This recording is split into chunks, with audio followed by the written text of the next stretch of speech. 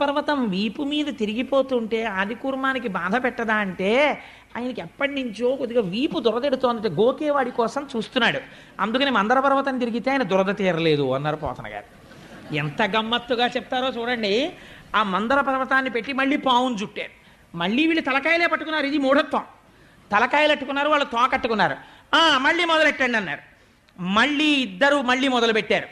ఈసారి మళ్ళీ సంతోషం ఎక్కువైపోయింది. ఎందుకంటే ఇప్పుడు ఇంక టాలెంట్ ఎక్కర్లేదు, కింద ఆదికూర్మ ఉంది, మందరగిరిని తిప్పేస్తే చాలు. ఎంత సంతోషం వచ్చేసిందో. వచ్చేసి పెద్ద పెద్ద అరుపులు మొదలెట్టారు.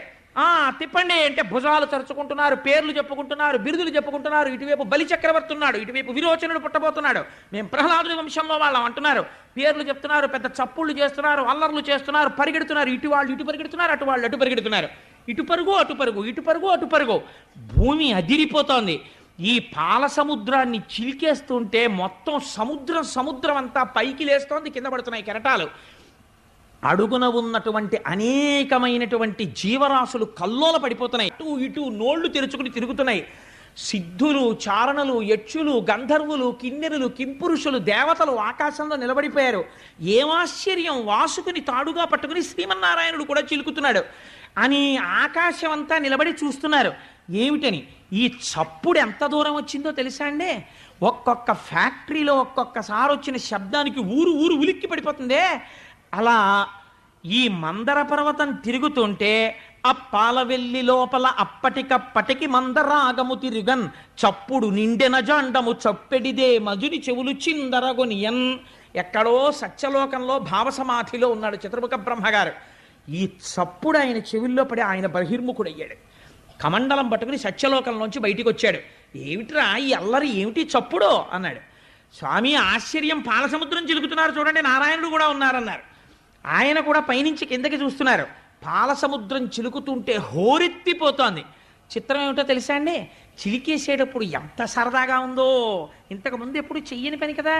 ఇలా పరిగెత్తడం, అలా పరిగెత్తడం, ఈ పావట్టుకు తిప్పేస్తూ ఉండడం. కింద ఆదికూర్మ ఉంది, వీళ్ళకి తెలియట్లేదు, తిరిగేస్తోంది మందర పర్వతం. మంచి సంతోషంగా పరిగెడుతున్నారు.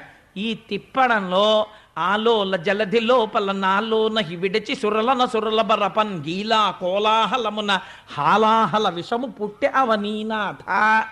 ఆయన చెప్పేశాడు, హాలాహలం ముందు పుట్టుకొచ్చింది, అమృతం రాలేదు. అది ఒక్కసారి పాలసముద్రం మించి పైకి లేచింది. ప్రళయకాలంలో పుట్టే అగ్నిహోత్రం ఎలా ఉందో అలా ఉంది, వెంట తరుగుతోంది.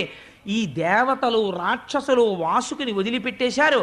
చతుర్ముఖ బ్రహ్మగారు సత్యలోకంలో ఉన్నవాడు, ఆయన కూడా పరుగు మొదలెట్టాడు. ఆయన శ్రీమన్నారాయణుడు రక్షించడం కోసం వాళ్ళతోనే ఉన్నాడండి పరమాత్మ. అందరూ కలిసి పరిగెత్తారు. ఎక్కడికి పరిగెత్తాలి? ఇప్పుడు ఎవరు రక్షిస్తాడు? పర్వతాలు కాలిపోతున్నాయి, గుహలు కాలిపోతున్నాయి, మనుషులు కాలిపోతున్నారు, సిద్ధుల విమానాలు కింద పడిపోతున్నాయి, లోకాలన్నీ అగ్నిహోత్రం ప్రబలిపోతోంది, అరణ్యములు దహించుకుపోతున్నాయి, ప్రాణులు మాడిపోతున్నారు. చని కైలాసము జొచ్చి శంకరుడి వాసద్వారముంజేరి ఈశుని దవ్వారికు లడ్డుపడ్డ తలమంచుంజొచ్చి కుయ్యో ముర్రో విను మాలింపుము చిత్తగింపుము దయన్ వీక్షింపు మంచంబుజానన ముఖ్యల్కని రక్తరక్షణ కళ సంరంభునిన్ శంభునిన్ అంటారు పోతన గారు. పరిగెత్తి పరిగెత్తి కైలాస పర్వతం మీద ఉన్నటువంటి పరమశివుని యొక్క అంతఃపురం దగ్గరికి వెళ్ళి దవ్వారికు లడ్డుపడ్డా. ఏమిటి ఇంతమంది పరిగెత్తుకొచ్చి లోపలికి వెళ్ళిపోతున్నారు? వెళ్ళకూడదని శూలాలు అడ్డెట్టారు. ఉండవయ్యా బాబు, వెనకాల హాలాహాలం తరుగుకొచ్చేస్తుందని శూలాలు తోసేసి లోపలికి వెళ్ళి ఇంకా లోపల గదిలోకి వెళ్ళకూడదని అక్కడే నిలబడి కుయ్యో ముర్రో విను మాలింపుము చిత్తగింపుము దయన్ వీక్షింపు మంచంబుజానన ముఖ్యల్. పోతన గారు లైవ్ టెలికాస్ట్ అండి, ఘంటం పరిగెడుతోంది కానీ ఇక్కడ దర్శనం చేస్తూ ఆ ఘంటం వెళ్ళిపోతోంది, ఆంధ్రీకరణ. అలాంటప్పుడు అయా మహానుభావ, సాంబ సదాశివ, శంభో మహాదేవ ఇలాంటి స్తోత్రాలు చేయరు. ఓయమ్మో వచ్చేస్తోంది అగ్నిహోత్రం, బాబోయ్ స్వామి రండే రండే అంటారు. అందుని కుయ్యో ముర్రో తెలుగు మాటలు యథాతథంగా వేశారు పోతన గారు. విను మాలింపుము చిత్తగింపుము దయన్ వీక్షింపుమన్ సంబుజానన ముఖ్యల్. బ్రహ్మాది దేవతలు అరుస్తున్నారు బయట. నిలబడుతుంటే పార్వతీ సహితుడై లోపలున్నాడు స్వామి. విన్నాడు, అయ్యో ఏదో ఆపదొచ్చినట్లుంది పార్వతి అని గబగబ బయటకు వచ్చేసాడు స్వామి. వాళ్ళు వచ్చేసారు. ఇప్పుడు కూర్చోండి లోపల నుంచి కుర్చీలు పట్టరా, చాలా మంది వచ్చేసారు. లేకపోతే అలా సప్లై ఆఫీస్కి వెళ్ళి 4 కుర్చీలు అట్రా, లేకపోతే నా తపశ్శక్తితో 4 మంటపాలు నిర్మిస్తాను అనరు. ముందు వాళ్ళందరూ ఇలా చెమట్లు తుడిచేసుకుని బాబాయ్ స్వామి వచ్చారు, చెప్పండి అన్నారు. ఏమొచ్చిందిరా మీ అందరికీ, ఏమైంది అన్నాడు స్వామి. అంటే వీళ్ళకి మాత్రం ఇంకా లౌకిక బుద్ధి పోలేదు.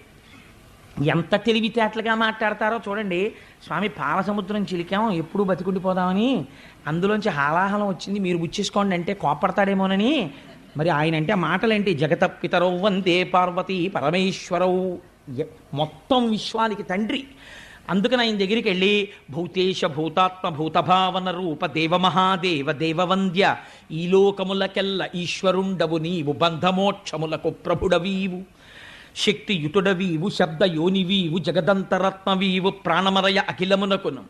అందుకని స్వామీను అటువంటి వాడివి. అగ్నిముఖంబు పరాపరాత్మకమాత్మ కాలంబుగతి రత్నగర్భపదము శ్వశనంబు నీ యూర్పు రసన జలేషుండు, దిశలు కర్ణంబులు దివము నాభి సూర్యుండు కన్నులు, శుక్లంబు సలిలంబు జఠరంబు జలతులు చెదలు శిరము, సర్వౌషధులు రోమచయము, శల్యంబులద్రులు మానసమృతకరుండు, ఛందములు ధాతువులు ధర్మసమితి హృదయము, ఆస్య పంచకముపనిషద ఆహ్వయంబు అయిన నీరూపు సదసత్వమై శివాఖ్యయై స్వయం జ్యోతియ్యొప్పు ఆజ్యమగుచు, సమస్త బ్రహ్మాండములను ఈశ్వర స్వరూపంగా చెప్పేశారు.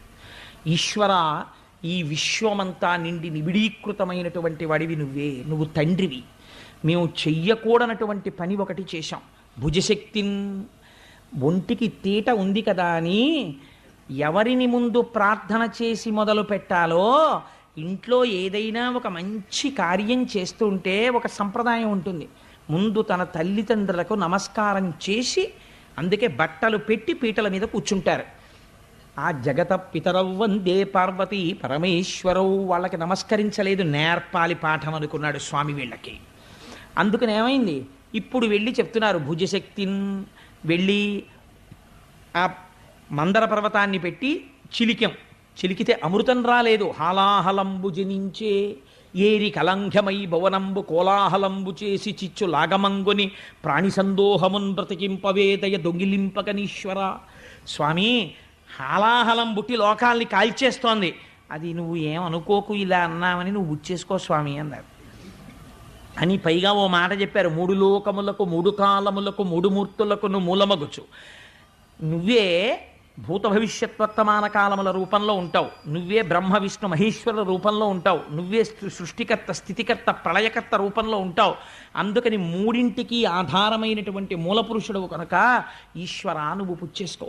లంపటము నివారింపను సంపద కృప చేయ జయము సంపాదింపన్, చంపెడి వారి వధింపను సోంపారగ నీక చెల్లు సోమార్థధరా. ఈశ్వర, లంపటము నివారింపను, జ్ఞానం కలగాలంటే మనంత మనకి కలదు, శివానుగ్రహం ఉండాలి, ఉంటేనే లంపటం తొలగుతుంది. లంపటము నివారింపను సంపద కృప చేయ, జ్ఞానం ఇస్తాడు కాబట్టి ఐశ్వర్యం ఇవ్వడనుకుంటారు చాలామంది.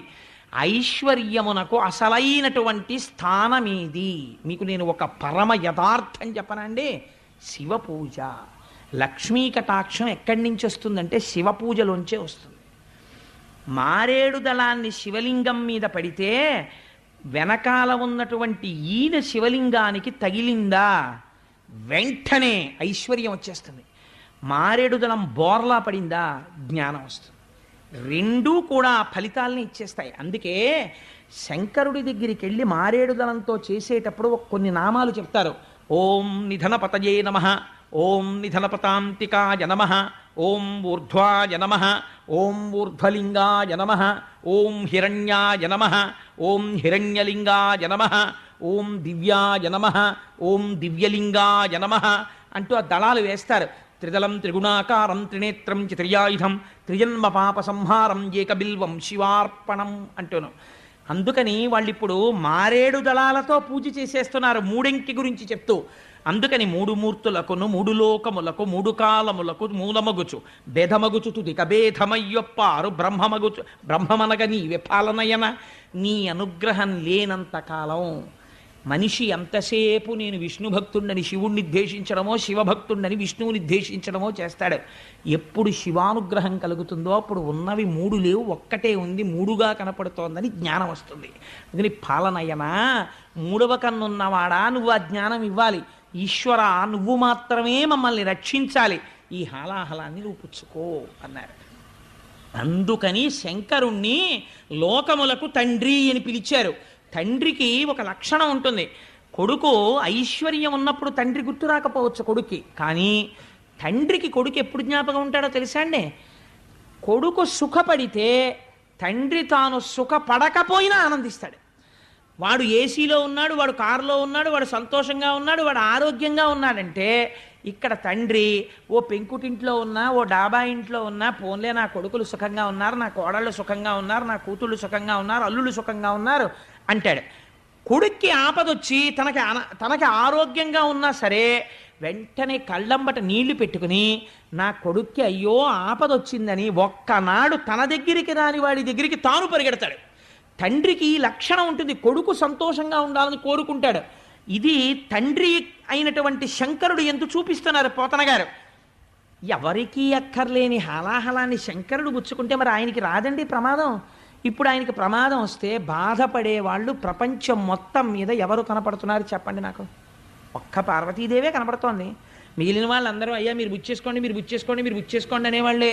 నాన్నగారు మీరు విఆర్ఎస్ పెట్టేసేయండి, నాన్నగారు మీరు ఎలాగో అలా విఆర్ఎస్ పెట్టేస్తే కొంత వస్తుంది కదా, డబ్బులు పట్టుకుని నేను అమెరికా వెళ్ళిపోతాను, అమెరికా వెళ్ళిపోయి సెటిల్ అయిపోయిన తర్వాత నెలకి 3 లక్షలు వచ్చేస్తుంది నాకు, ఒక్క 5 ఏళ్ళు చేశానా నాన్నగారండి మీకు పాలరాతి భవనం కట్టేస్తాను, 5 కార్లు కొంటానంటాడు. ఎవరు నమ్మాడు? తండ్రిని కొడుకులును కోడళ్ళు ఇలా అడుగుతుంటే అమ్మో ఈయన వృద్ధాప్యం ఎలా విడుతుందో ఏమిటో అని బెంగ పెట్టుకుని ఇది వింటూ ఉండేది భార్య ఒక్కతే. ఈ నిర్ణయం చెప్పేటప్పుడు ఆయన మాత్రం ఆవిడ దగ్గరికి వెళ్ళి ఏమే ఇలా అడుగుతున్నారు చైనా అన్న మాట అడుగుతాడు ఆవిడ్ని.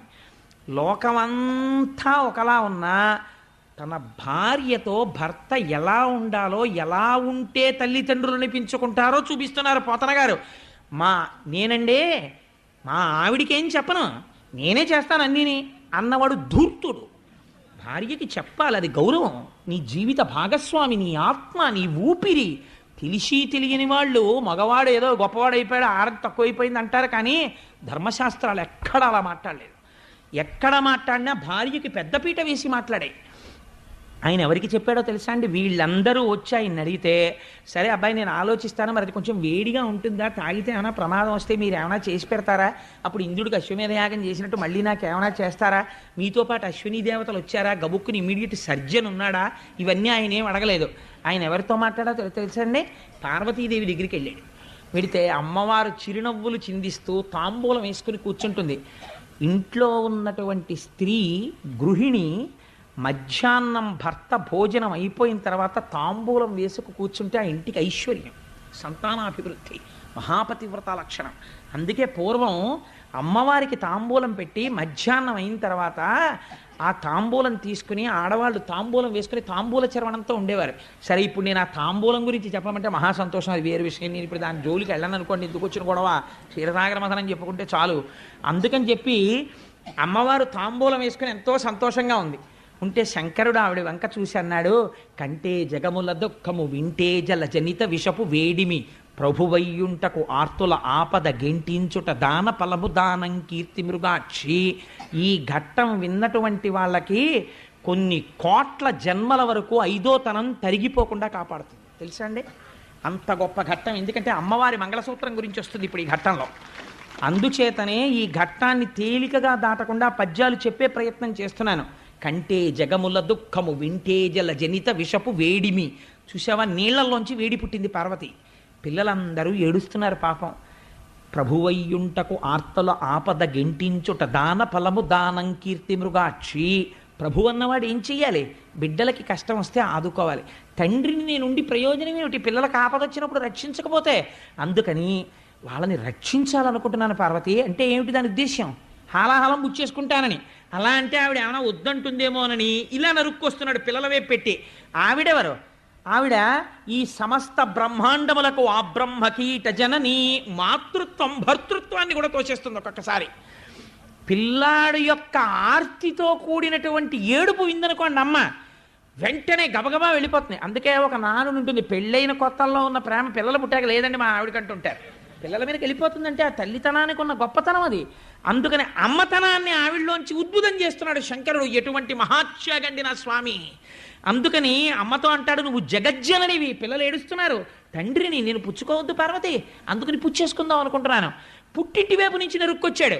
హరిమది ఆనందించిన హరినాక్షి జగంబులెల్ల ఆనందించున్ హరియుడు జగములు మెచ్చక కరళము వారించుటొప్పు కమలదలాక్షి. మీ అన్నయ్య ఉన్నాడు కదా శ్రీ మహావిష్ణువు, నారాయణ నారాయణి. రేపు లక్ష్మీ కళ్యాణం ఇంద్రు గాని అందరూ వచ్చి ఆయన్ని దెప్పి పొడుస్తారు. నల్లగా ఉన్నాడు, పెద్ద పెళ్లి కొడుకు వచ్చాడు, బొడిసాడు, జీలకర్ర బెల్లం పెట్టమని అన్నారు.